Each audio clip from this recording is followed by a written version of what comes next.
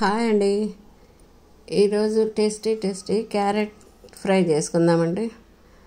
ముందుగా క్యారెట్ తీసుకొని బాగా కడుక్కొని చెక్కు తీసి తొక్క అంతా తీసేసి నీట్గా తురుముకోవాలండి. సన్నగా తురుముకున్న క్యారెట్ని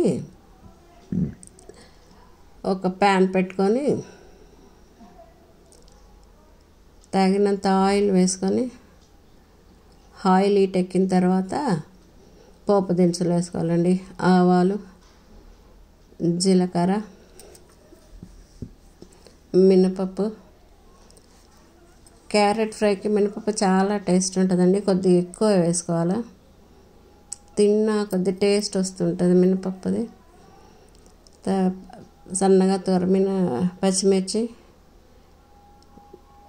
వేగినాక పసుపు, క్యారెట్ తురుము వేసుకొని బాగా కలుపుకోవాలండి. సన్నని సెగ మీద బాగా కలియబెట్టి మూత పెట్టుకోవాలండి.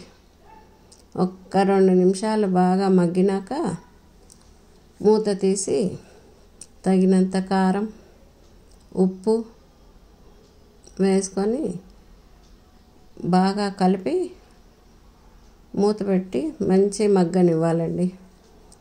ఒక 5 నిమిషాలు బాగా మగ్గినాక తడంతా పోయే వరకు చూసుకొని